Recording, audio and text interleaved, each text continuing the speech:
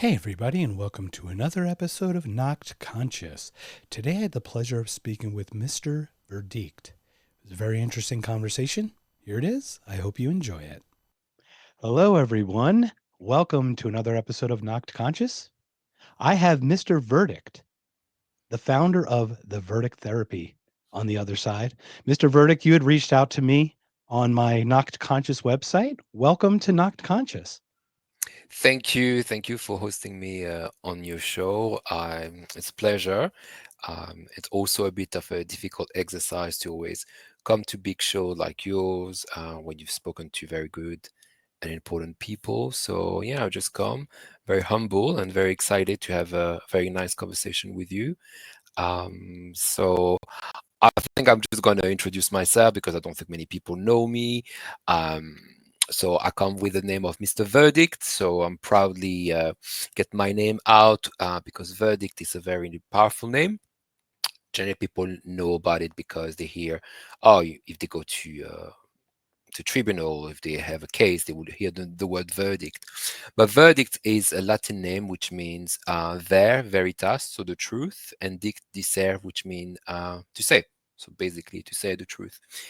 And because I was looking for a name about how I want to be introduced generally, do I want to have my name, my full name? But I tend to think, when you are out there, it's you give everything, but it's also good to keep something private for yourself. But I think I wanted to be like to come across with my full name, well, my family name, which has been given to me, especially in this crazy time where we live. There are a lot of things going on. Some people call that conspiracy theory. Some people call that misinformation. Some people call it whatever. And I think we are really at the time of a need for truth. The truth with the big T never really exists, but at least being clear, being factually correct, and not being polluted by propaganda or not being polluted by limited beliefs.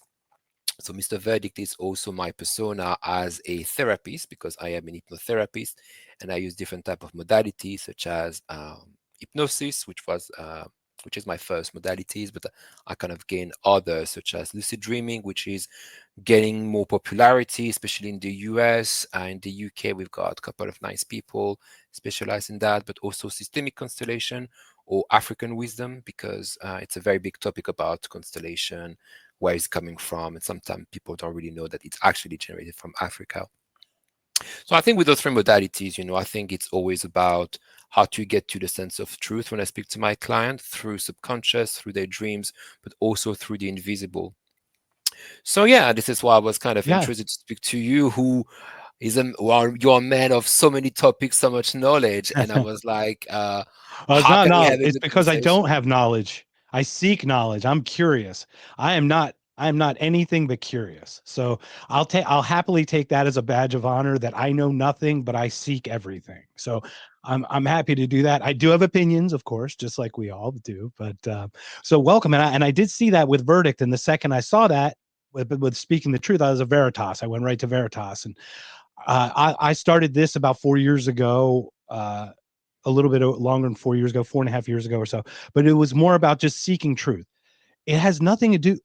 I'm okay with people's beliefs, but if you understand from where they came and don't lie to yourself about that, if you can be honest and transparent about how you got to your belief, that's where truth lies.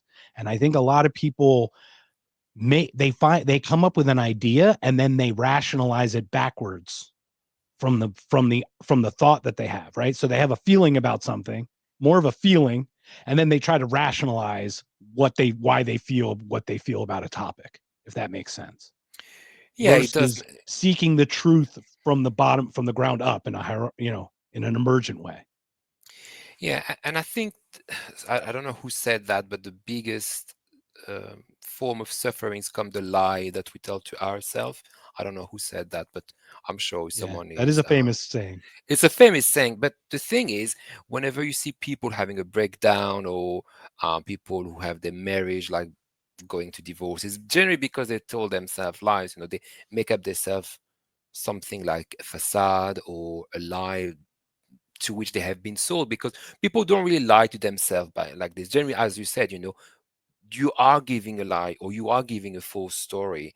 And this is why I like when you say you are seeking for the truth. And I think it's very powerful, because sometimes the truth, it's not there. And I think there is a guy, I forgot his name. I'm not really good with name. I'm sorry about that. But It's okay. It's about the he information. We it's can about the we information. credit. I can be honest. I bet you everything that could be said has been said somewhere somehow. So we're just here Exactly. about sharing the information. If we can accredit it properly, absolutely. But no worries on that. Absolutely. But I think it was, I remember it because it's a French Canadian guy, and he was explaining how people can get to this lie living. And he said, what kind of information do you have? And generate the information that you've got. Yeah, I've learned from school, or I saw it on television, or I saw that in a movie. And he said, did you pay for this information? And everybody's like, of course not, I didn't pay for it. And he said, if you've got something you didn't pay, how do you call that? And everybody was like, but maybe you have stolen that. And if something is not yours, that you gain and that you have built something on it, you are stealing this information. And whatever you acquire, in a not honest way, might just not give you what you expect. And I think it's important, just as you said, not to know the truth or to have the truth, but to seeking for information. Because the more you seek, the more you obtain, and the more you gain, and the more you gain something, you can really own that. And I think this is also something that people are missing, especially with social media. How much information is being pushed to you. It's not information that you acquire. And then you will hear people using, oh, but I've seen that, or I heard that. But does it really actually make it your information, your point of view?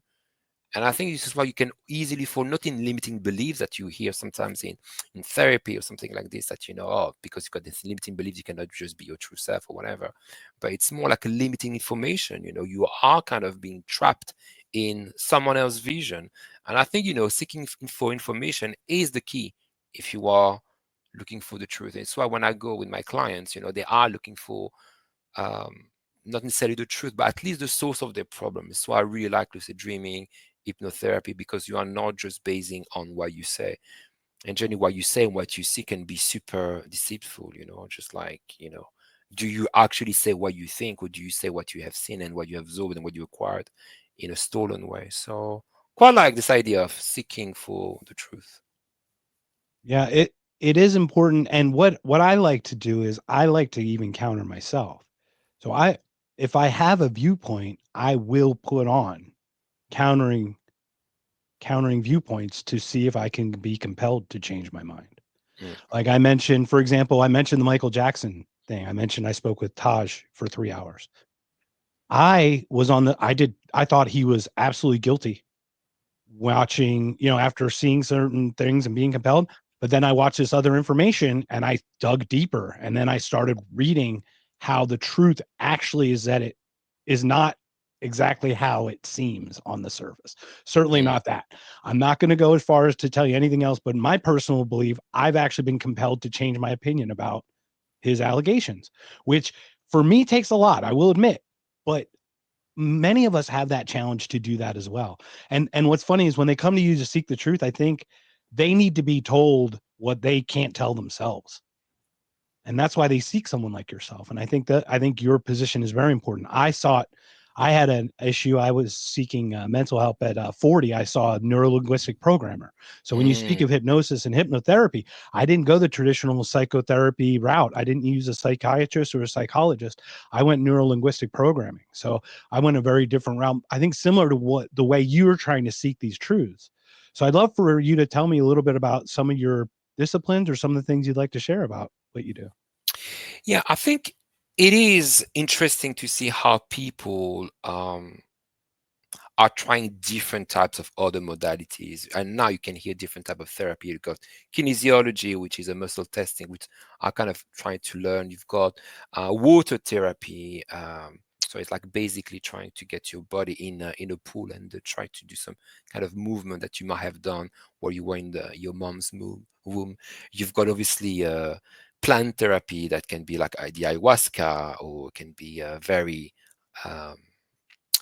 strong. I've done that in the past. And I think especially millennials, we are really looking for something which can give us emotion or very high intensity emotion in order to get the truth. And I think sometimes we get a bit caught out because the traditional psychotherapy, which is based on, it's a talking therapy, which is very powerful because obviously the truth can set you free. In general, the truth is coming out of your mouth, and it's true, and it is very powerful. But through my learning and through the experience I've got with clients, I just realized that, going through the body and going through the subconscious is even more powerful, um, just using the words to describe what has traumatized you and just explain it over and over and over again can just get you so far. Having the opportunity just to go through your dreams, or just using your dreams, as a therapy form is very powerful. But just to answer your question, using lucid dreaming as a therapeutic approach is very powerful because whilst you are in a dreaming mode, your brain will not make the difference between what is real and what is a dream. Your brain is like, oh, I'm activated. This is real. And when you get to this stage, when you are able to be lucid within your dream and being like, okay, I can recognize this scene. I can recognize what I'm saying. I know this is not possible. It must be a dream. When you have the ability to be real or to be actually lucid in your dream, you can accomplish whatever you want. Obviously, you can just fly. You can bring back someone from the death. You can just bring some of celebrity. You can just fly. You can do so much powerful things, some crazy You things. can You mold it. Yeah, you can shape it. Yeah, you're not constrained by physical laws, there is no law basically once you're in your dream. It's the same thing when I don't know if you've seen this movie, of so a lot of people have seen it, but Nightmare on Elm Street, chapter 3, Yeah. when I was going to use the one Inception. It's kind of that same way, right? Where they go in and they manipulate the dreams and make you start thinking things. And I've never seen this movie, but everyone say, oh, if oh, you love dreams, oh, it's I know. if you're in a nerd, yes, it's well worth it. It's if you're familiar with Christopher Nolan's work, Batman with the Batman one with what's his name? He's done all like some of the dark Interstellar, I think he did as well. But Mm. it's one of the good ones where it's like a dream within a dream. So it's very meta in that weird way where you really get into that crux of how it functions underneath, right? So Yeah, but from a therapeutical point of view, once a patient is able to, I'm never going to say master because you so don't so can master you your explain a dream. little bit of, could you explain a little bit about lucid dreaming? Is it when you go to sleep that when you enter the dream state, you train yourself to be aware that you're entering the dream state to then get that dream? Exactly. It's as simple as that. There are a couple of Okay. techniques, that you can do on a daily basis so that you are a bit more aware. One of them comes from breathing, people call that mindfulness or meditation, but it's just to be more aware in your conscious life. Very simple, that you can do. Another technique is just to have a dreaming diary, just taking the habit of writing what you have dreamt about, just the sensation doesn't need to be like a novel, but just a sensation, a couple of scenes, are there recurring themes? Are there recurring things that you do, And then the trick is, oh, this is a dream. My first lucid dream, actually, I wasn't aware it was a lucid dream, but I was aware it was a dream. So basically, I was in jail. I was accused to have killed a couple of people. I'm like, but hang on a second. I don't know those people. I wasn't there. I know that day. I wasn't there. No, no, no. You killed those people. And, I was taken by the cops, thrown in a jail, in a cell. I'm like, but this is crazy. But the thing is, I was not worried because someone said, no, you're going to spend the rest of your life in jail. But I was not worried because I knew it wasn't that. I'm like, this is something weird. And the guy said, you can say this is weird, but you're going to stay there for the rest of your life. And I said, check me out. I'm going to wake up right now. And I said, that is it. And then I woke up. And when I woke up, I'm like, damn, I'm good. I left myself out of the situation, which is completely crazy. And I was like, That's cool. and at the time, I didn't know the word lucid dreaming. I knew that I have done something which was a bit odd. And then during COVID, I think I like many people, I kind of started like doing more research, and I get interested about the science of sleep, how powerful it is, especially you know, I live in the UK, and no disrespect for our doctors, what we call GPs, but they are very limited in their knowledge in general about health. They don't even have time for, to take care of people. They were But limited in knowledge over a 4-year span recently, if I recall correctly, but whatever. how is it in the US? Is it pretty much the same thing? Do you have like We're well-trained worse. doctor? Yeah, you worse. Okay. I mean, it's very hard to explain because the system's now been taken over by much more social and other issues than competency. So Mm, it's not that I'm a doctor, it's that I'm a female person of color doctor. And that's very competent. I know many female people of color who are doctors, but that doesn't qualify one to be a doctor. yeah. You know what I mean? The qualifications to be a doctor is to know your skill. And I think that the institutions, such as the pharmaceutical companies, have completely captured all of the medical institutions, or else we wouldn't have seen science not, not be allowed to be questioned during the COVID epidemic. So, if I may, just a quick transparency, I'm diabetic, type 2 diabetic, but I did not vaccinate and I Mm, refused to vaccinate. So I took care of my blood sugar. I took vitamin D every day. I supplemented. I did the things that I thought, as much as I could control my health, weight loss, blood sugars, vitamin D, things like that, supplementation. I got COVID twice, breezed right through it. And I know that some people died. I do. It was like an awful thing that happened, but it wasn't to the numbers that they pushed. And to your point, those all those ideas that we have about COVID as a general population are mm. not our thoughts. The ones that I have are the ones that I've had to dig and find the paperwork and find out this other stuff, and I don't want to get too deep in it because it's not about that. It's about what you do. But to your Yeah. point, all the propaganda was just fed from one side. And when the people who have the resources to pump the propaganda, they can shape the narrative how they wish. And when we're that busy with our lives, we just hear something. I heard this, I heard that. Why would you think that someone's actively lying to you? You just think you heard it, right? You just, Yeah. you think it's part of the conversation. No, and I think the link is really about people seeking for the truth. And obviously, whenever you're trying to think for something, you're also trying to auto-medicate. Now more and more people trying to do things by themselves, but trying to auto-medicate themselves is also a big thing. That's why lucid dreaming is so powerful. um, a lot of the Yeah, even people who have microdosing is a thing now. Yeah. macrodosing, what's that? Microdosing is like using little psilocybin mushroom throughout the day. Very Mm. small. Yeah. So it might be something, it might be an American thing with all, that there's this weird independent kind of movement in America right now with the podcasting and some things where these people are kind of taking their health in their own hands, not letting But you authority have to, tell them you what to have do. to, yeah, because there is Right. no, and that's the difference. You might, it's like you never have the truth with a capital T. You don't have one health is so subjective. You might react to a drug or to a plant or to a treatment or to a therapy differently. This is why you will never have that. This is why this whole World Health Organization, why do we have one health? I don't believe so. This is why it's so subjective, it's so personalized. No one can have the same treatment for everything. But I think you're right. People need to seek information about how they can. I'm not going to say cure because it's not possible. Obviously, we're There's going to no, again no, we struggle. need to Yeah, manage our health as best we yeah. can. Take responsibility because it's no one else is going to be responsible for your own health than yourself.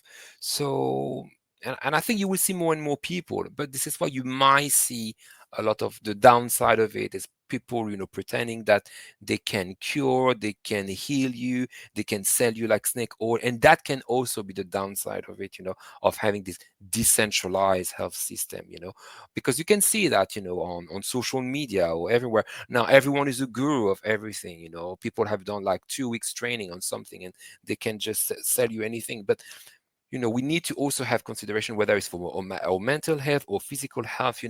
People have done some training, so we are allowed to give a feedback, an opinion on the fact that for me it was very shocking to hear that the GP in the UK only have 2 hours training on sleep, and I was like, but this is crazy. A third of our lives is spent whilst we're sleeping. Why not we spend more time on this? This is a difference between having an observation which is based on fact than just pretending that, because I've done the training in whatever, I can just start like acting like a Right. GP. They Feeling. have a place. Right. That's the Exactly. problem. We feel we can do stuff and we don't reason Yeah. certain things. So to go back to the lucid dreaming point, people, have gone through, especially the guy I've been working with who kind of taught me lucid dreaming. His name is Charlie Morley, very great guy, British guy, and he has done not a survey, a research with veterans who showed any signs of PTSDs. Obviously, when you come from war, you must have you must have seen terrible stuff. And after a couple of lucid dreaming session, 85% of them didn't show any sign of PTSD. Obviously, big pharma, big corporation don't necessarily want people to be able to heal themselves or manage their own health. It's so much easier, we all tired, we all come from work, we Take a all have pill. too much stress. Take a pills, relax. But a lot of resources, we have a lot of resources ourselves to manage ourselves, but it is more difficult. But I think it is going to be more accessible and it's going to be more done in the future. More and more people don't really want to follow just one narrative when it comes to their health or their well-being or the way they have to be. So it is going to be the future of health. It's going to be maybe more medication for some people, but more people are going to take that more seriously. Lucid dreaming cannot cure everything, but when it comes from a psychology point of view, it does make a lot of things. Whatever you can do with hypnotherapy, you can do that with lucid dreaming, which is extremely powerful because with this, with hypnotherapy, you can work with OCDs, you can work with trauma, you can work with addictions, you can work with behavioral issue, you can have with self-confidence, you can do so many things. But obviously, you need the support of a hypnotherapist who's going to help you to guide through your subconscious. It's a bit more passive. It's an act in the way of accessing your subconscious with someone else. But you can do like self-hypnosis. Whilst with lucid dreaming, you are completely active whilst you are in your lucid dreaming, when you're lucid dreaming state, which is super powerful, basically. Right. Because you're actually taught like how to think, right? How to control it. In a meditation, someone's guiding you through that. Whereas in the lucid dreaming, it is on you to It is on you. practice that Yeah. discipline. Yeah. And that makes it even more powerful because it goes as far as your allowance of it wants to go, right? Like, because sometimes you don't even know that you want to go further, but your body's telling you not to, not because it Yeah. shouldn't, but because it needs to stay in control, for example, like your ego and your subconscious. We've seen our bodies do very many harmful things to us in very smaller ways in order to stay in control Yeah. because it's afraid to break its own narrative in its own way. But It's a also very fragile thing. it's also to protect us. It I is. remember It is ultimately to protect us. it's Yeah. to protect us, because I remember I had a lucid dream and I was in front of the sea and I was asking the big question. This is why lucid dreaming is super powerful. You can ask yourself, you can doubt about something, think, oh, should I marry him? Should I marry her? Blah blah blah. So many different things, you can ask. And I was asking a big question. And I was like, tell me now, because now I know I'm dreaming. I know it's a dream. And I was like using like some superpower magic things that I like to do when I am lucid in my dream. Okay, I know it's a lucid dream. And I was in front of the sea and I'm like, now show me what I'm asking you. I'm not going to tell because it's very personal.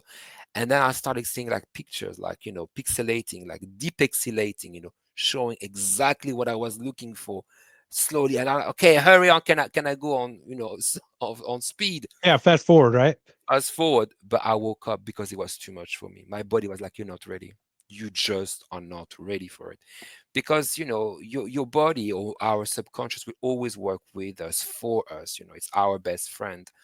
And I was like, crap, this is what it is. This is why sometimes the use of, I'm not saying narcotic or more like plant like ayahuasca can be I was going to also. say there's a lot of plant medication for PTSD with veterans in America.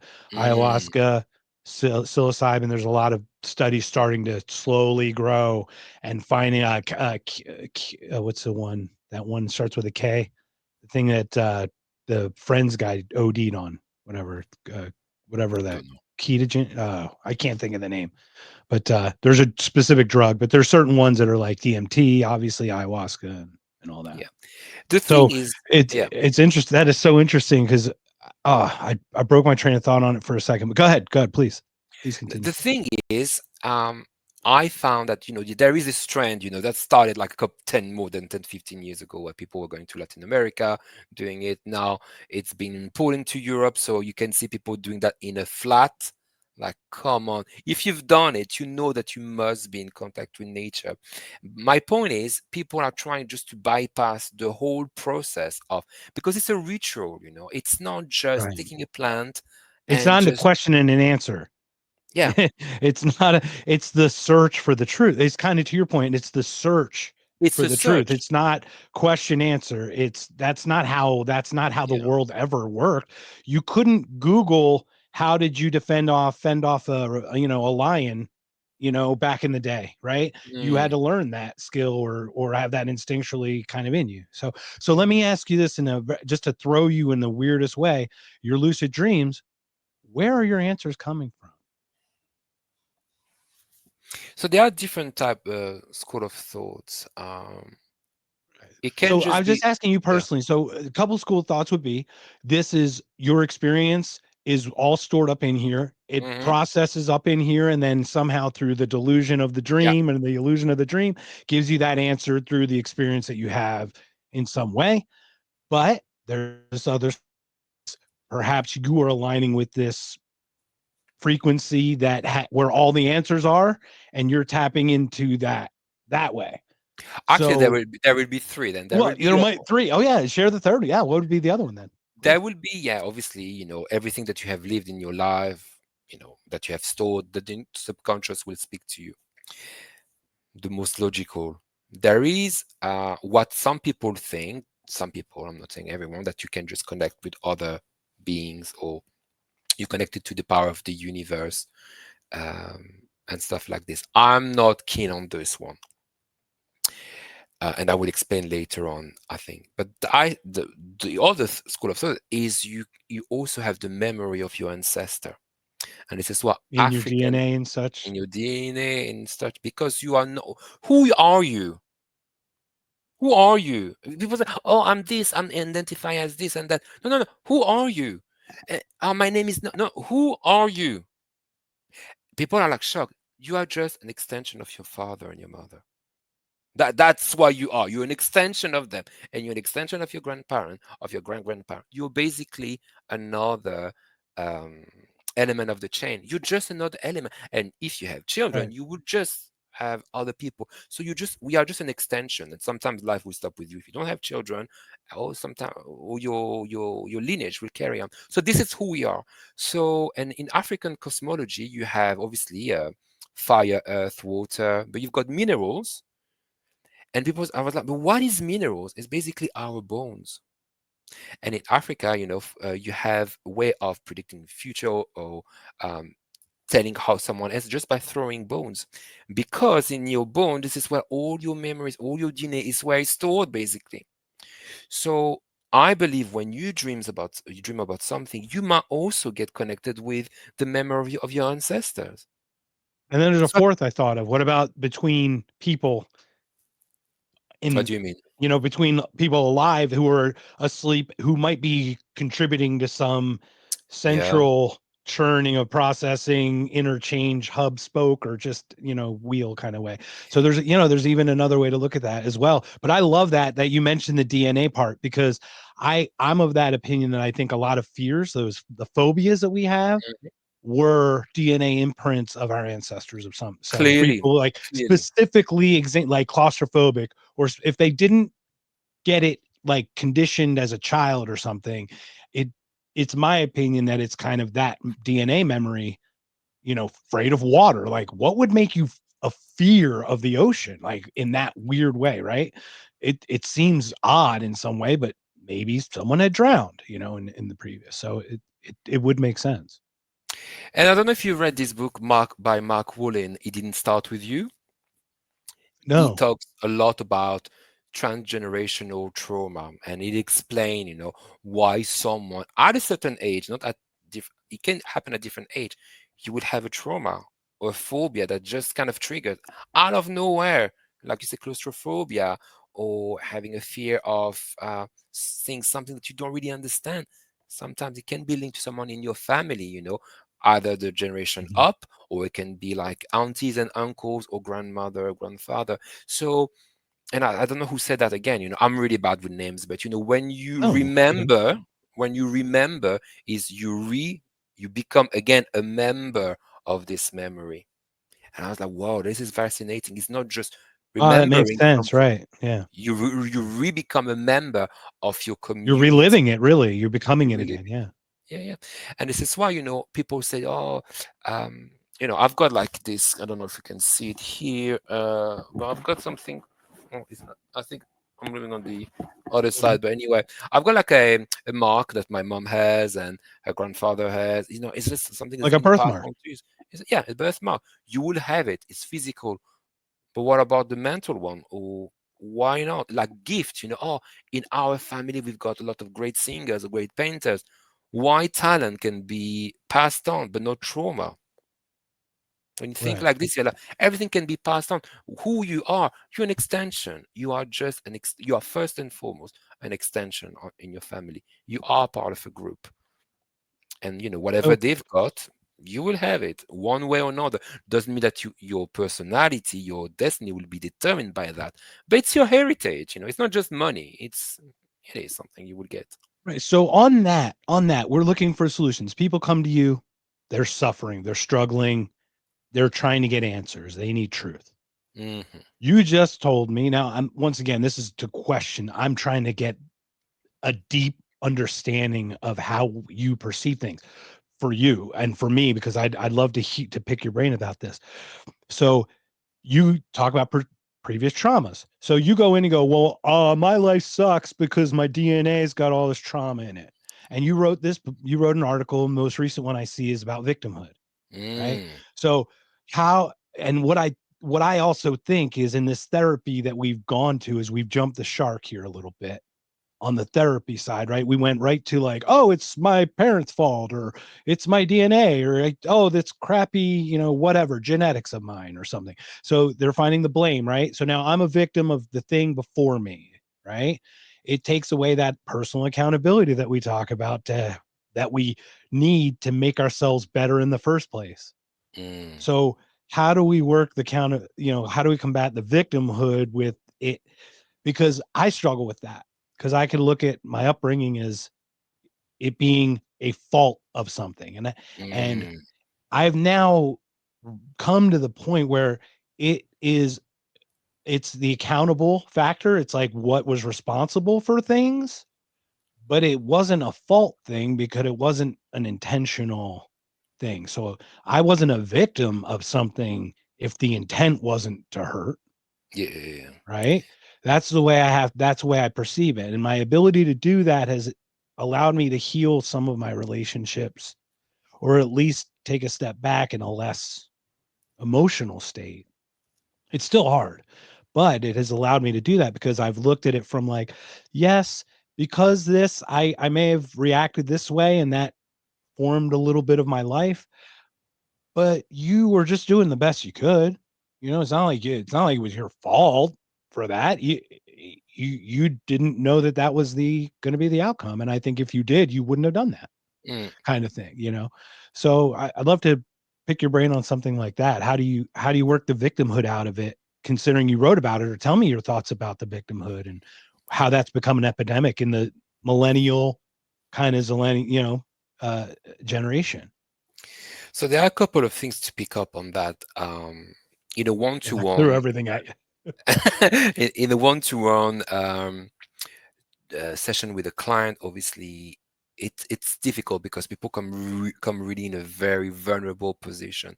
So it's difficult to have what I would say some coaches might have. They haven't really been trained in psychology. They would be more like, hey, it's all about accountability. If you want, if there is a will, there is a way. Kind of things. Obviously, I'm caricaturing it. It's not all about this, but it's Right, really right. putting a lot of emphasis on the conscious level. It's a bit, if you're aware of it, if you break your limiting beliefs, you will take accountability for your life and everything is going to be fine. Drive a nice car. Thank you very much. Sign the contract. There you go. Great.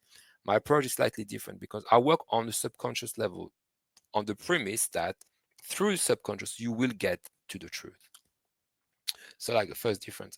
But then, when it comes to, before going to the victimhood, going back to African healing and African cosmology, African spirituality, and the knowledge.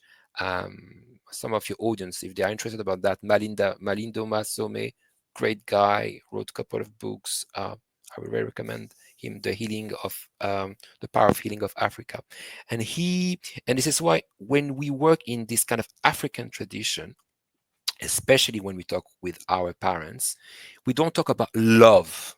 Oh, love your parent like we do in the West. I have to love my parents. There is this kind of love relationship. No, no, no, no. When you have a kid, and even in the West before the Industrial Revolution, it was not like you live in a flat or in a house with your parents and everything is fine. This is not a natural way. Is you live in a village and you were brought up by your neighbors, by your uncle, by different people. You were raised by a community. There's a community, right? So not everything was falling down on mom and dad. But nowadays we live in an epidemic, especially for black um, families, when it's just the mom. It's terrible, terrible. One person That is already, two awful. was already, yeah, just two is not And enough. and she's Can you imagine? working three jobs on top of it just because she's the only one who can make any You know, money. So she's, on top of the responsibility of on top raising of the, children. I mean, I can't imagine the stresses. yeah. So Like, structurally, it's already, it's not even flawed. It's fucked up. Let's put it that way. yeah, So fuck, just it's having beyond two flawed, right? parents, yeah, just two parents, it's just not enough. So you have a community that you don't have. You don't have this connection to nature, which is important in order to have the right rhythm. Now, what is our rhythm? Christmas, but you before Christmas in the US, you have like Thanksgiving. No, Black Friday, Thanksgiving, Christmas. This is our rhythm. No, this is not the rhythm of life.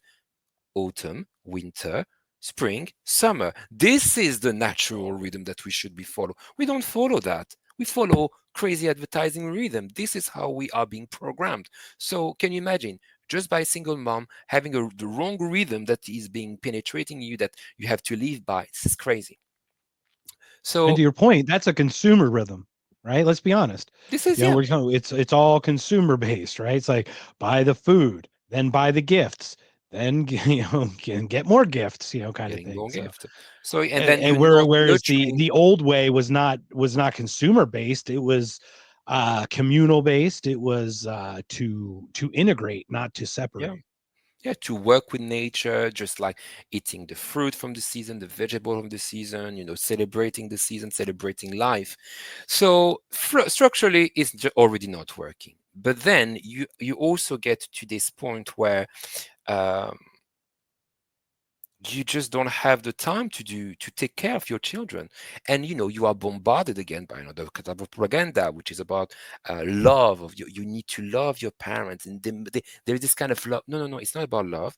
As a children and as a parent, they don't love. Obviously, it's about respect, and it's about growing them, Honor, making sure, and honor. honoring your This parents. is the Yeah, word it really is honor. Yeah, it's about honor. In African tradition, you honor your parents, you give them the respect because they gave you life. But it's not about I'm going to they gave you sacrifice life my, and got to the point where they were alive to give you life. Let's be exactly. honest, everything is biologically based. Everything is Eh, based on evolution and what got us forward. We have little minute little mutations in our biology over the years. Some of those things died off. It caused all these mm, X's to go this way. Some of them enhanced us, and those are the ones who grew. Like, for example, one of the interesting ones I thought was like in gorillas, for example, in the pupils, it was all black, and then there was started to be white around the eyes, but that allowed the people that looked at you to see what you were looking at, okay, I so it didn't know allowed to that. show attention. So what you found was an uptick in mate reproduction of gorillas with the white in the whites behind it, because the female saw that as attention at her and Mm, was attracted to that attention, whereas the black eyes you couldn't tell.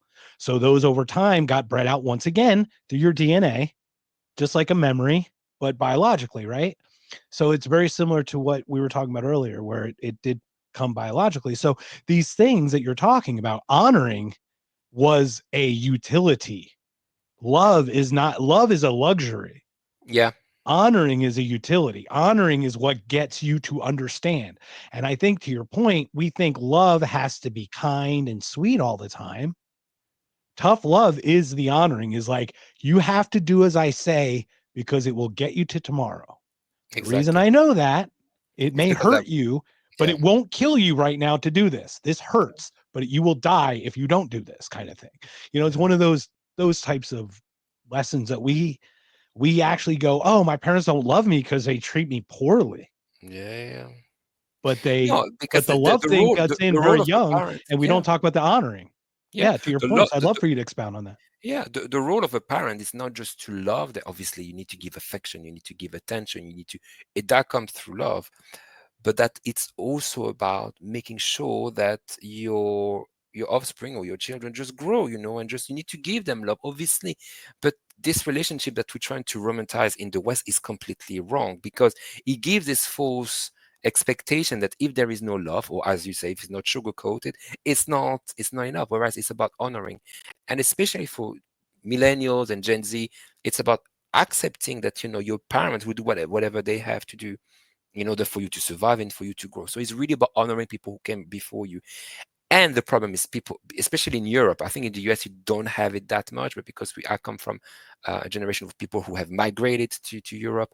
So I'm from the second generation. So, and we have been told at school that we were more clever than our parents. So we know better than you guys. Oh, we are in a rich country. So we know. No, no, no.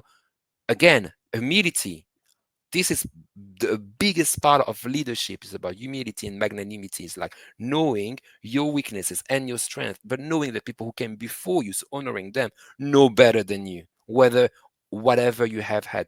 At some point we might overtake our parents, but I grew up in this kind of mentality that we were more clever than our parents, which was very deeply fault.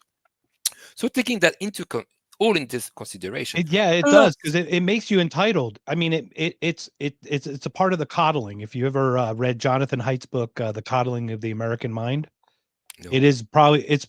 I do audiobooks. You just put it on and just listen, but it talks about how they started making everybody a superhero. Like, you can be everything you can. It's like, Yeah. yes, you can, and you have to work your ass off to be it. Like, you Yeah. can't just be it. Like, to your point, we went to that microwave generation, right? It's like question and answer. We Mm, don't get to seek the truth. We just want the answer from the question that we ask. That's not how life works its way out. That's not how you work through life. You have to yeah. work yourself to the answer. You need to go through experience. There is nothing valuable without experience. You need to endure not necessarily pain, but obviously pain is part of it. We're going to Deception. experience pain You regardless. experience. In order to get where you want to be. And then to go back to the point of victimhood, and how it has um, polluted the world, not just the US, the UK. You can say the same thing. It's just because it's easier just to be the hero or be the victim, because now being the victim, you don't have to be the hero. The hero is, in a book, the one who is going to go through shit. He's going to go through a first stage of a realization that, oh, life is not how it's supposed to be, and then work his way or her way out in order to become the hero he or she was from the very beginning, but is going through the journey. Now you are being offering another option, is be just the victim. Things should have been the way you were supposed to. If things are wrong, it's because the world is wrong and you are right. So this is a very, very easy narrative to fall into, especially when you are And dangerous. dangerous. You're the queen, you're the king. Yeah, but did you earn it? Did you honor people who came before you to get this title? You don't become a king just because you are a king. There was a king before, or a queen. When they die, you became. This change always carry on. And in this article I wrote, it's just because Yes, obviously but we let's were. be honest though, even in a monarchy, if Mm, you were born into that, you would have been trained your whole life to take that responsibility. yeah, So even a king in a monarchy is different than just a self-proclaimed king. yeah, And yeah. I don't defend going to say there's training or there's, I mean, the life that they are held to be that is a weirdly, oddly non-free life Yeah, in that and respect. we were never kind of known that, but it's more Right. about. Right, but we can't be Yeah, entitled to say, to your point, I'm a king, so I deserve that. I mean, you know what I mean? Even monarchy kings went worked hard to assume that role at some point Yeah. in through their life. But it's also, so it's easy, first of all, just to be the victim as opposed to be the hero, so you don't have to work anything. And it's also because you don't own your feeling, you don't own anything. So you think people are owning you, and being a victim, so there is a difference. And I think someone put that to me as a feedback in my article. I'm pretty blunt and straight to the point, and I didn't make the difference being between being a victim of something really horrible, or an accident, being raped or whatever, being a victim of something which is terrible, and acting like a victim. It's different things. It's acting like a victim, and you Right. start acting like as a victim. It's why I use the triangle model, the drama triangle, which is amazing. Once you know that, when you study that, you're like, oh, you see that everywhere. And basically, it's whenever you don't own your feelings and you always think, or you always work by the motto of, I cannot be okay if someone else doesn't change. Or it can be also the world. If the world doesn't change, I'm not going to be okay. Therefore, this is where you become, and you start acting like a victim. And that can also take a different shape, like when you act like as a persecutor, when you would just tell to someone, you wrong, I'm right, this is the way it should be, therefore you need to change. So it's very insidious. You need to change in order the situation to be better. And again, and whatever you play the role of the rescuer, you just try to hide your feeling, but you expect things to change without saying it, and then you become more resentful, and you might become and just act like a persecutor, playing the victim. Because at the end of the day, in the drama I think triangle, I everyone, resembled a little bit of that. I'm a little yeah, bit older than you, I think. So I'm a Gen Xer. So Gen X. I I just need to. turned 50 this year. So I'm a little old. I'm probably a little older than you. But yeah, so it's one of those things where I had that little rescuer mentality in your head. And I've run the gamut. And once again, seeking the truth, I mean, we haven't talked about, but I was like a grade A neocon from the 90s, wanting to bomb the Middle East, ready to shove a scud up Iraq, Saddam Hussein's ass. It was all that. I believed all that. To your Mm, point, was not my viewpoint. It was what I was told. And then, we see the lies and once again, you pick at the truths, the facts that they sent us, and they're all lies. And then you get completely disheartened. So, like, I was a man who went from enlisting to fight for his country, and I wasn't able to do it because I had a physical issue. I had a car accident, so I failed the physical. But I enlisted to fight for my country, to the mm, person who was like, "This country is nothing but evil and bad people, but it's not all that either." But then you're coming back to like, who's running the show and what's going on and all that. So I'm getting deeper into those types of things, and it's challenging, but I'm backing off from the resentment part because it's like I just can only share the information. I can't make I maybe sharing the information helps move the needle, but mm, I can't just expect things, to your point, to go my way or the way I should want them to go just because I want them that way. yeah. And maybe back in the days in 2000, it was more the rescuer mode, which was, fancy. How can we rescue the Yeah, I world? think the 90s would have probably been that, coming out of the 80s, like action hero movie kind of thing, I think. Mm, Was a little bit of that rescuer, which is like a softer action hero in a yeah. way, But right? They're not like that the extreme. rescuer, when you analyze it, it's the most difficult to notice because it's very insidious. It's you basically hide and suppress your need. This is the mentality of the rescuer because you don't own. Because all of the three roles are victims' role, basically, whether the persecutor, the victim, and the rescuer.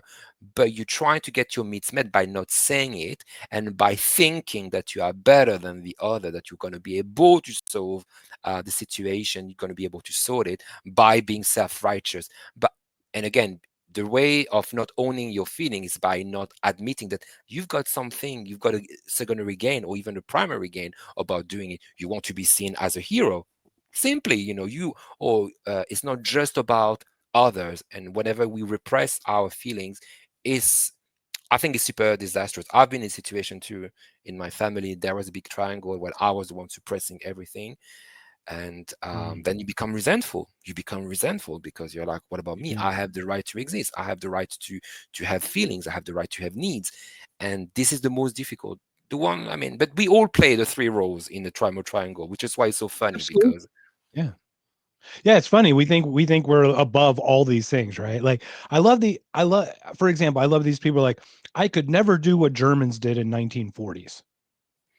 Well, Really? You you couldn't possibly imagine half of the people unemployed starving to death. The Europe stomping on their neck, not letting them be anything, completely humiliated. Sure, they're gonna fight back, I think. I think they're gonna but fight back. but I Yeah. think when it's crazy because when I was at Now that doesn't school, defend Hitler. Just to be clear, I want to be no, no, I no, want to no, be no, no, clear. I'm no, not of defending the course, actions, only I don't. explaining the actions through No, no, that no. Oh, psychology. clearly, but the thing is good, and I think there is this French philosopher, psychologist who studied what we have gone through COVID, and explaining how people have digressed from a mature, almost neurotic state, of being an adult and being very vertical to children, because the propaganda, the fact that we've been constantly being shocked by the news, the media, what's going on. And that puts you in a very vulnerable position, and when through our lives, in the Western world, we are not being, given the opportunity, especially for men, just to express our um, not anger, the aggression that any man has, but it's a positive one, because not the one that is used to destroy, but the one which you use to defend your family, or the one that is used to build something. This needs to be expressed. That's why we are different from women. We We're do told to have suppress it all. We're told it's all toxic. to, There's no nuance. It's if yeah, it comes from a man's side, if it's all what men do, it's toxic. It's a very yeah, weird thing. It wasn't like but this hitting is your wife dangerous. is bad. Is bad. That doesn't mean that having a wife is toxic. You know what I Yeah, mean? yeah, Like those are two very different things. Getting married and hitting your wife are not the same thing. How can one be toxic? How can they both be toxic in this weird way? yeah, For example, right? Um, but to your point, you spoke about very rational people losing their minds. There's a book I'd love for you to check out. It's by a gentleman named Tom Woods, and it's called Diary of a Psychosis. And I think basically, it I've goes heard of this book. Yeah, it's all scientific data about COVID, and it'll show you graphs and charts and show you how people just lost their minds. They just did yeah, not look at the actual facts because there's a narrative being fed once again from a propagandist perspective from the people who shape those narratives. yeah, And we're busy. So we hear that on a radio station or on a TV or streaming in a commercial. Yeah, yeah, don't kill your grandmother, put on a mask or this or that, all those things, whatever those things are that they want to share. And it's yeah, very interesting, but it's very odd to watch. It's kind of like the mob mentality, right? The torches and the pitchforks, right? yeah. But When they there is a don't group understand and we get together in a group, we get really dumb very quickly. very because the regression effect is not just on an individual level, it's on a collective level. So everyone is regressing from adult to, yeah, I'm not going to say even teenager, to Oh, children.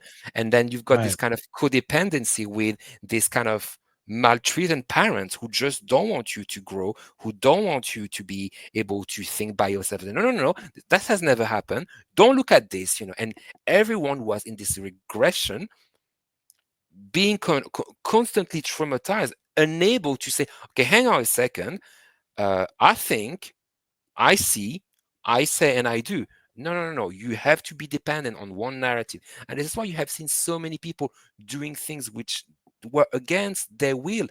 And this is basically, when you ally propaganda and collective regression, this is the formula of authoritarian regime.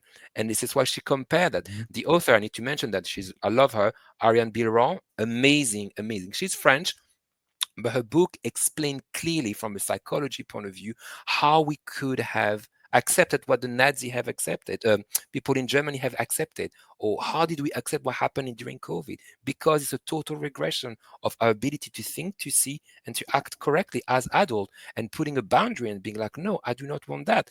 And another point that she mentioned, it's about how those authoritarian regime trying to invade our privacy, and we have seen that through QR code, through the fact of showing, having a passport, those mental, not mental, those health issues are deeply intimate. It's just between you and yourself. It shouldn't be declared your status, whether you have a vaccine or not.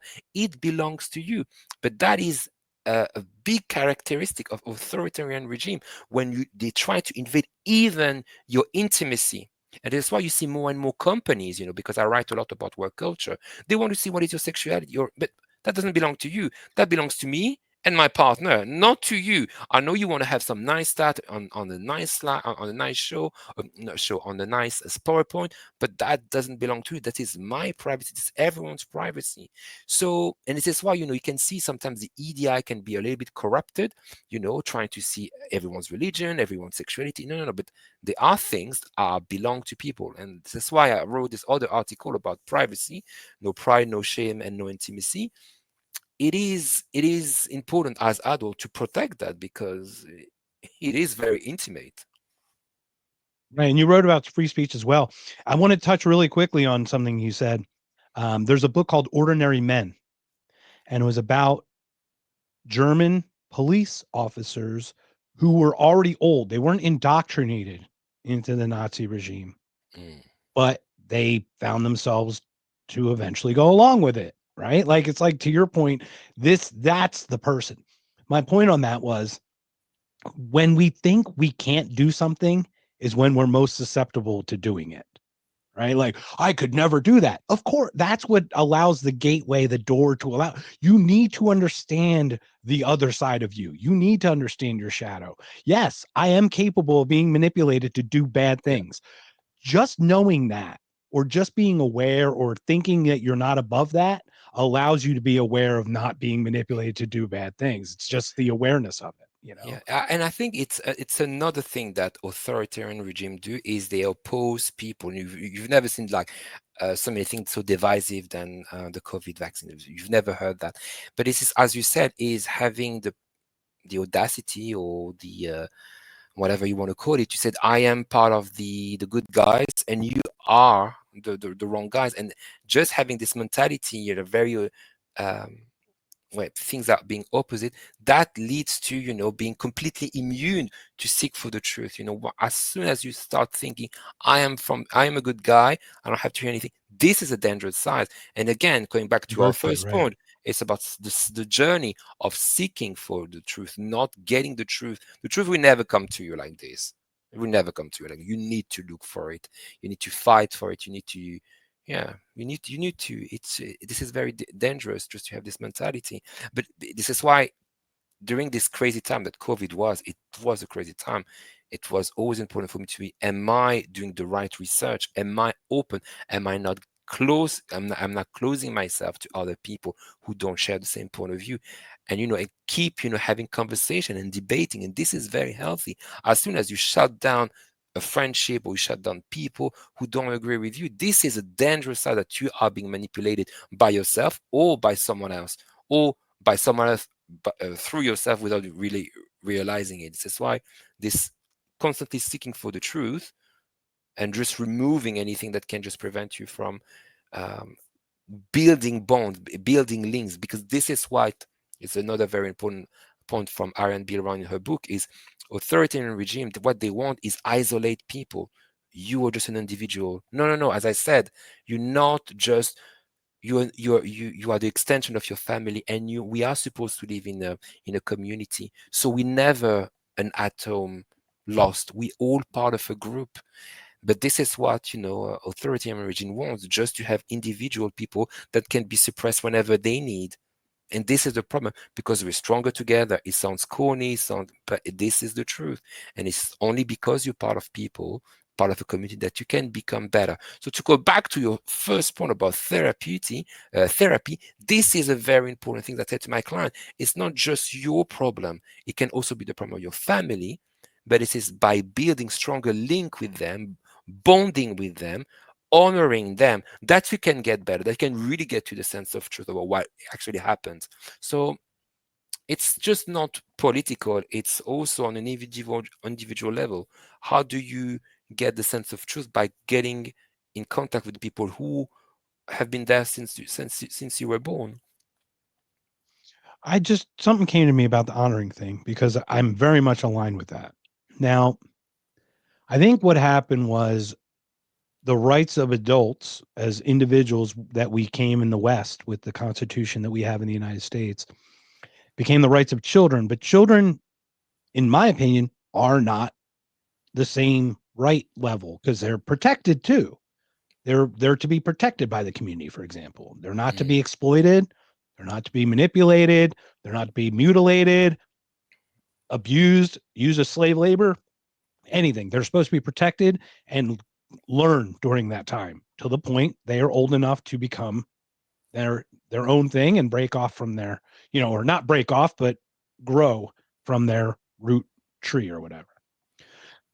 What point do you see a point where the parents need to honor the child as an adult, as becoming an adult, and where that might be missing from the society because our parents don't have that feels the way we have the feels, right? Everyone's emotions seem to be a little more in touch with ourselves. As deeper generations, the easier life is, the more we can delve deeper into ourselves, right? So our parents don't have the same feeling. When do we feel we need to let go sometimes that we're not being honored by them as part of the honoring because they don't understand it?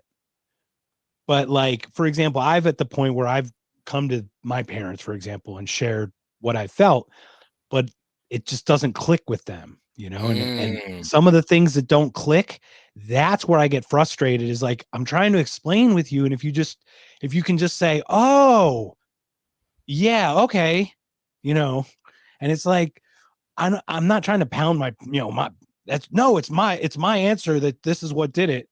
But it's like, you don't feel the openness and like you're not yeah. honoring me as an adult on my own to express, right? But Right. So that's like I understand that. Like, yeah, when do we bring our parents into this? So I just thought about that in a weird way because like the honoring is absolutely correct. It has to be hierarchical, but it also then has to be a point where the honor levels off, right? For example, the son becomes a patriarchy of the family. The father's a little older, can't doesn't have the same, strength, mobility, or something, whatever, leadership skills. So what are your thoughts on that counter honor part? I would call that really honoring because as a child you need to do this. Obviously, you need to honor because they give you life. You need to respect what has been given to you. You are the one who received something. Okay. So the perspective is from that tighter It perspective. does, The but honor will I think always be I think upward. It will always be upward. I think because you always honor things that came before you. What Mm, we have to do as children, to what the parents need to do for their children, is to give them the courage to become an adult. They need to period. give us the space to become an adult because we, especially millennials, adolescent, we're still adolescent. We love to party. We are so in touch with our feeling. We become so narcissistic. It's sometimes the new Hover generation. parents, right? Helicopter parents, right? Yeah, I mean, it's just not, All that. we don't really accept to become adults. I think the generation like Gen Z and millennials really have difficult to become an adult. And part of adult, there are two things, is to fight either for justice or for love. Is it more important that your parents understand your point of view? So is it more like the justice because I'm right, or is it more because it's love? I have to. It's not justice versus love. It's more justice versus acceptance. Do I accept they will never get it? And this is part of the role as an adult. We need to accept.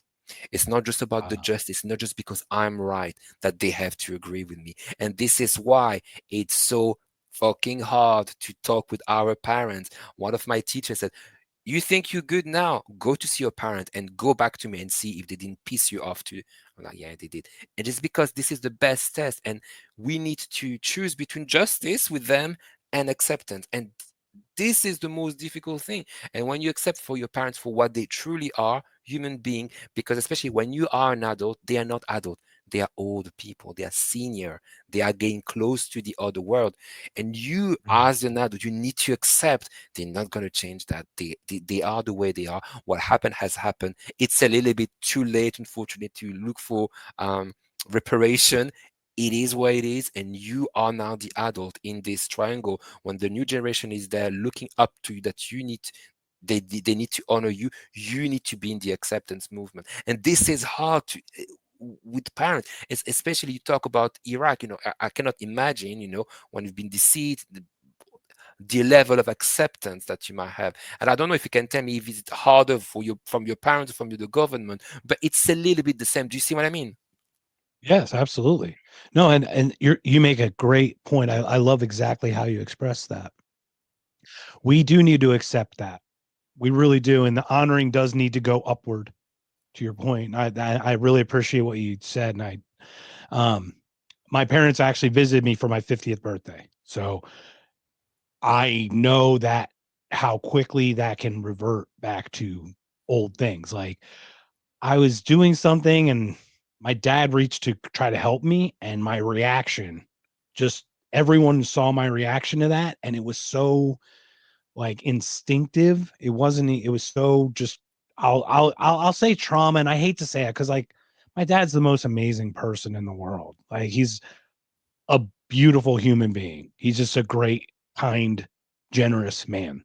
He's just beautiful. He's beautiful. He's gone through more than I could ever imagine. Mm, Would have no idea. But like just my reaction to that and realizing like what the heck is wrong with that reaction, but it clearly shows that something had been conditioned over all that time. So yeah. that's the stuff you need to really almost count to 5 and let go.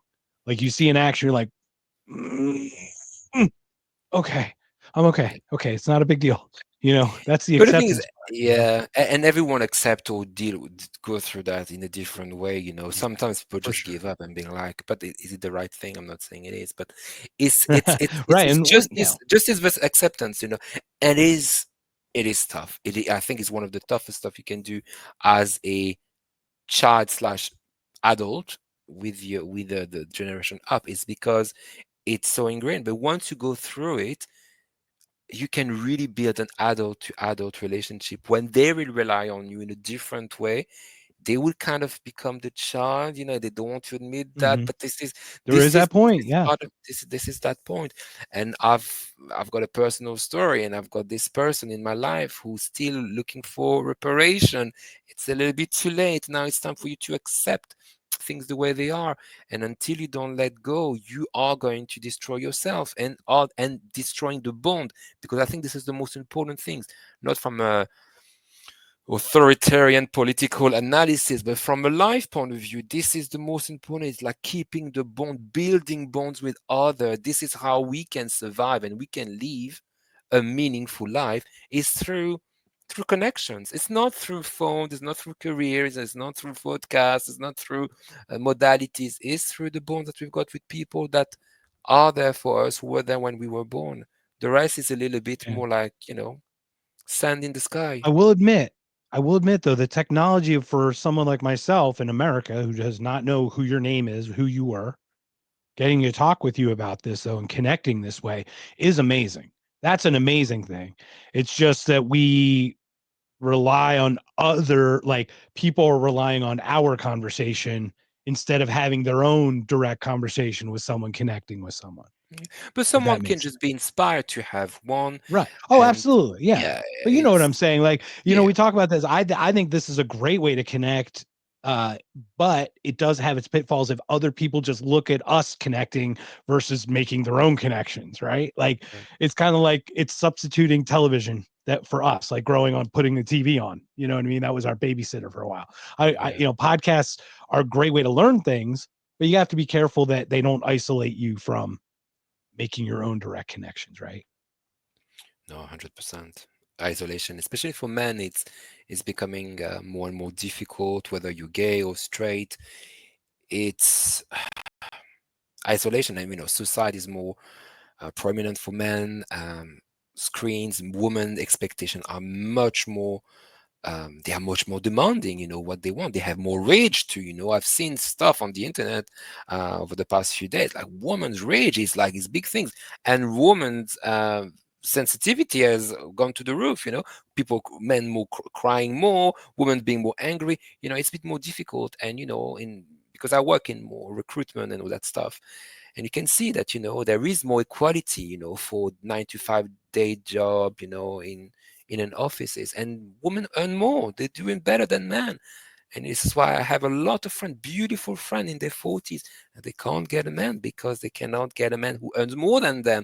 Because eventually, it's also part of the things they also want to be taken care of. It's more difficult because there are And that's less an men. evolutionary thing too that we've tried to culturally push out. We've Yeah. tried to make her hypergamy is what we call that, right? Where a woman will go equal and up, and men don't have that hypergamy piece, but they do look for fitness and some other traits, right? Obviously, because it's a what gets us to the next legacy of honoring. Mm, How do we honor the next group? We got to get there. So mhm. the men work on the physical aspects, the women work on the nurturing aspects, because that's how it's worked. It doesn't make it right or wrong, or that you Yeah, can't have nature is choice. It clever doesn't. enough to have Right. made stuff the Right. way it is. Nature figured this out. It's not that we're figuring it out, but to fight that is very challenging.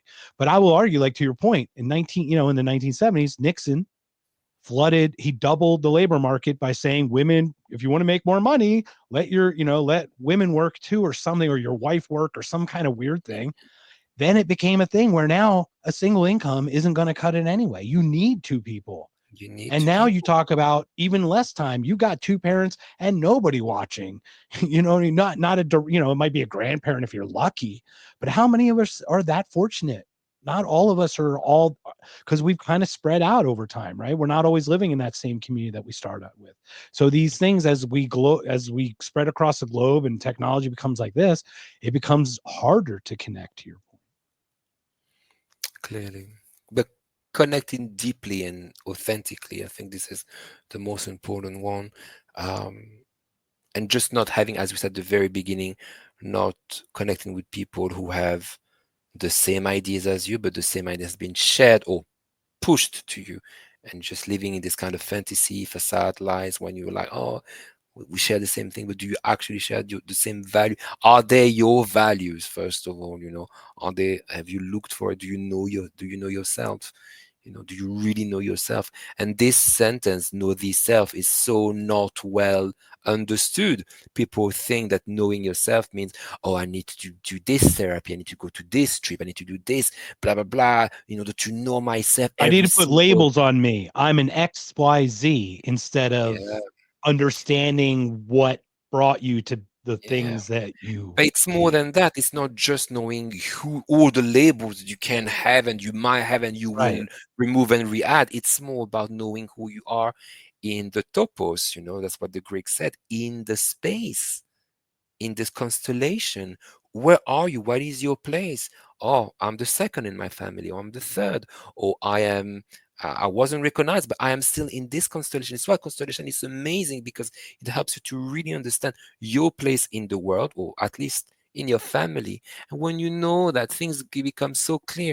The amount of clients I've had, when we try to just put the honoring stuff, the grandparent, the parent, the lineage, where are you in your siblings? Where are you? Oh, I'm there. And that explains, some of the relationship, the rivalry, or the lack of love or attention of parents. But when you've got it, while you know why you have your place in this world, it's so much easier to go through life. When I've wrote an article that says, yes, you can sit with us, taking from the Mean Girls, but they said, no, you cannot sit with us. But it was just more like, yes, you can sit with us.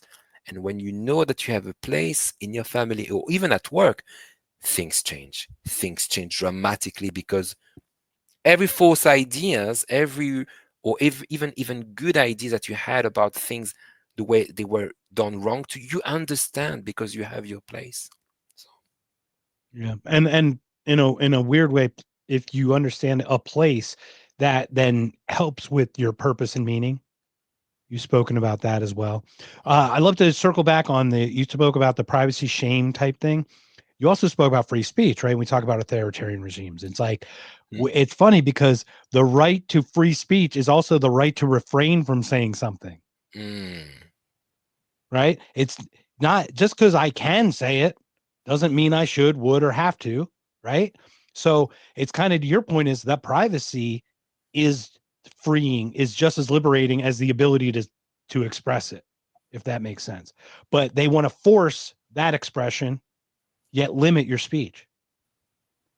I find that interesting that they're forcing you to have some kind of expression of your, like you said, you have to explain your sexuality. You have to share Yeah, this. You have to share this about yourself.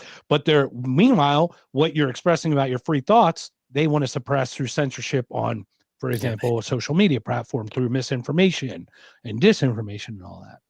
yeah. So I love your But thoughts on those two pieces.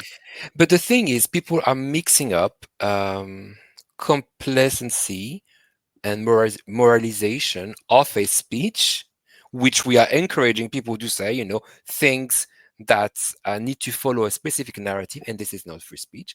Free speech is the ability to be able to say whatever you want. This is free speech, and I think it's Chomsky who said, Noam Chomsky, if you think free speech is only about you being able to hear your point of view, this is not free speech. You should be able to hear anything. And this is why I said to people, I love conflict. People are like, "Oh, what do you mean you love conflict?" No, I love constructive conflict. Constructive conflict is not destructive conflict. A destructive one is I say A, you say B, boom, it needs to explode. It should be A or B. A positive conflict is I say A, you say B, we find C together. But you need Mhm. to be honest with me. This is respecting me. When you're telling me the truth in my face, and you said, Nabil, I do not like what you've just said because X, Y, and Z.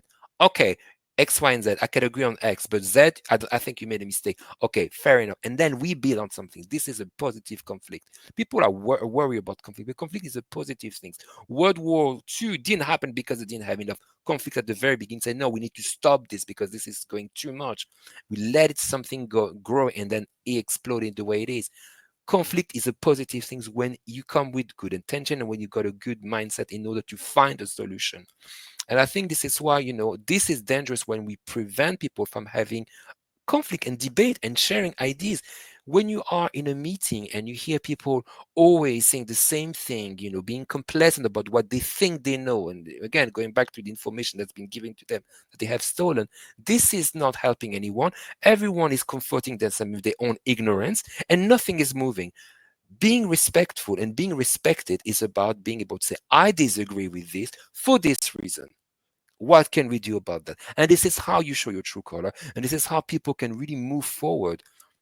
So there is a real confusion about allowing people to say stuff which is completely sometimes inappropriate, or selling out their privacy. The amount of people who will show their children on social media, who will show their emotion, who film themselves crying and then look at it and then posting.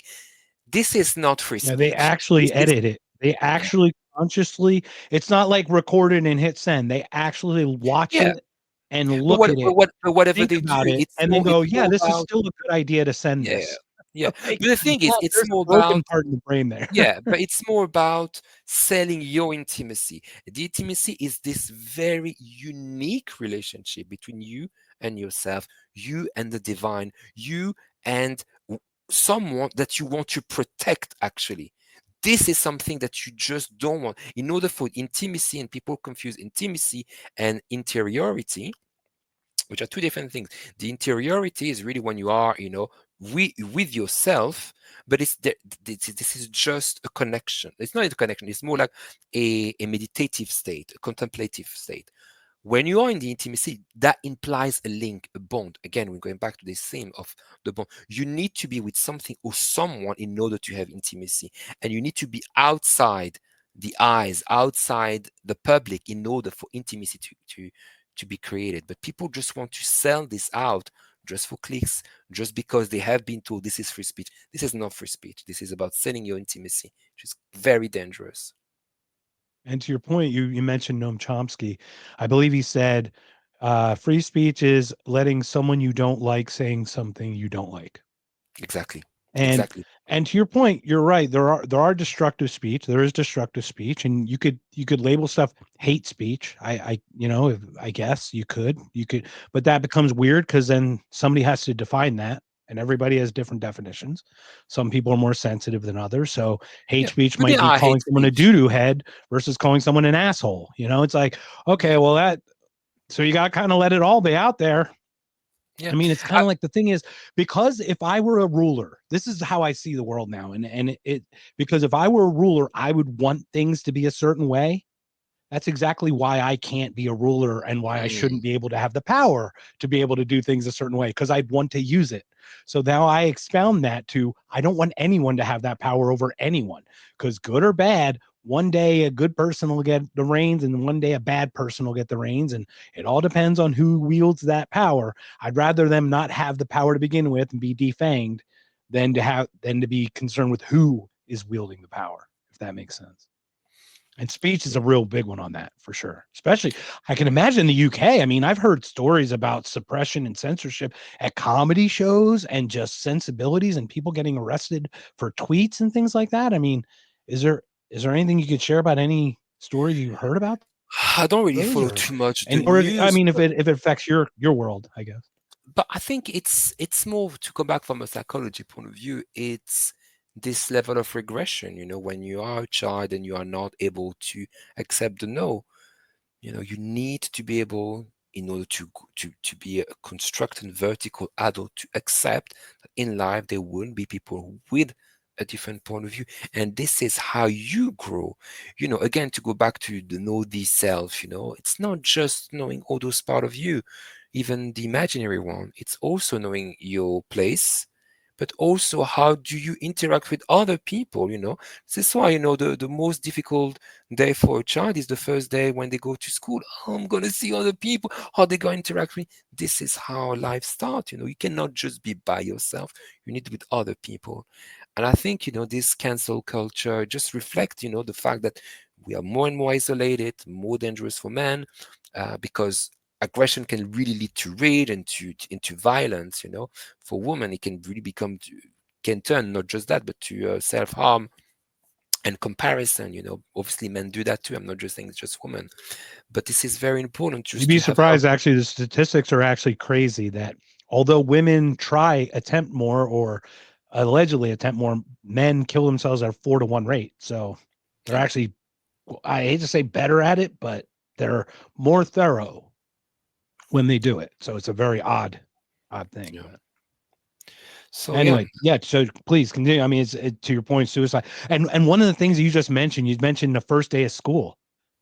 What happened to living with feeling uncomfortable yeah, for just a minute? Like no one wants to be uncomfortable anymore. Like we're trying to remove every bit of discomfort from our lives. And that goes all the way down to feelings. We put ourselves in this bubble. We really put ourselves in this isolated bubble because we don't want to be hurt and harmed and offended. Oh my gosh, please don't let me be offended, right? yeah, It's an interesting thing where we've gotten to. yeah. Indeed, it's one of those things, but we need to have trust in the future and trust in ancestral knowledge who will come back one way or another. Because remember, we all part of the same things. People have gone through tougher stuff. We have our own challenges in this moment in time, which is very difficult. But I with the do think right it's cyclical. I do think it's that, hard times create tough men create easy times create weak less man, than tough men, tough create weak times. This is that turning, the fourth turning we talk with Neil Howe, his book, The Fourth Turning. These are concepts. So are you as a trained person who helps people through this, are you hopeful? Do you see the future? Is this why you're doing the work you're doing? Tell me about what you see in the future and how hopeful you are that things are going to correct themselves or realign. I think it's fun if you want to believe in different type of spirituality or different type of knowledge, but it has been predicted by the people. I forgot the name. Sorry, I think we'll have to edit that in the. Sorry, my brain is like getting very tired. It's already like, what time is it It's now? okay. No worries. Sorry. I'm late for you. So I'm just going to repeat my answer on this one, which you hate to cut it out. Am I hopeful for the future? Hopeful. I think hope needs to remain with us, especially when you have been doing this work of seeking for the truth. Because if we give up, this is where shit happens. So Let's say that I am hopeful that there will be more people seeking for the truth, seeking to not just improve themselves, but trying to make this place a better world from their own value and develop their own leadership and help other people to become leaders. I think there are more people waking up in a positive way to make a positive change. And I still believe in that because I want to believe I am part of this movement. I think you are too. Honest conversation, honesty, integrity are not lost. It's just up to us to bring them back and being like, is this not a tired old value? It's still there. So for this, I have belief. Do I have trust in the future? I cannot predict the future, but I know that people But like us, but you have trust that more people are waking up. And I think that's kind of where I'm getting is like, we don't yeah, know what's going to happen tomorrow. We don't have control over everything. We know that.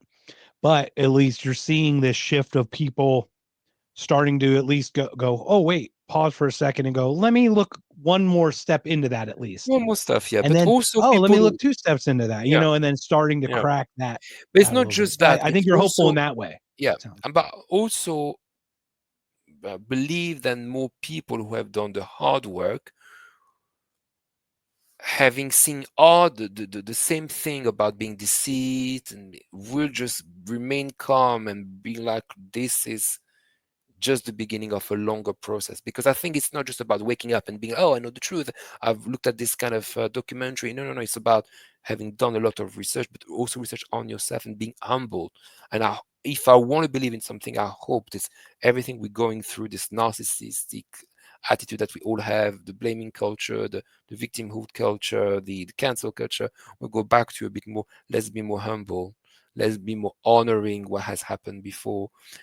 I really, what I also want to believe is that, as you said, things are going to go back in order, and in the West we will also honoring things that happened before, what we said, the early civilization of the Greek, and going back to Africa, to going back to actually where true knowledge has started, where humanity has started in where Africa. humanity And started.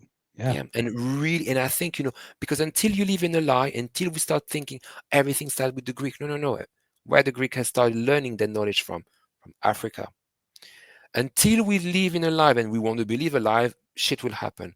Until we start honoring the people who came first, who gave us everything we know today, mathematics, philosophy, everything come from Africa. Until we start really going back correctly, having the right level of honoring, we're always going to go into turmoil. And this is what I believe will happen.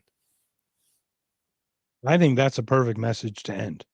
So, Mr. Verdickt, would you like to share some of your social media? How can we get a hold of you? I'll put if you give me all your email stuff, I'll happily put it up on the, in the link or whatever.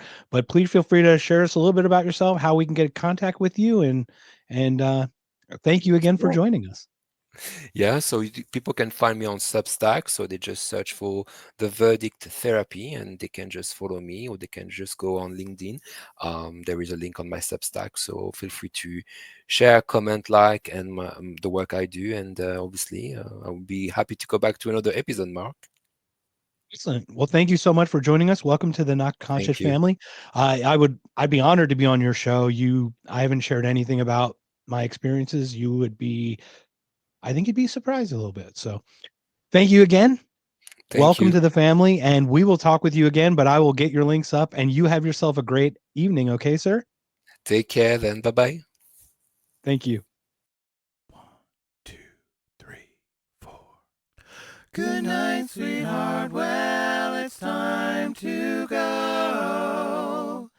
Good night, sweetheart. Well, it's time to go.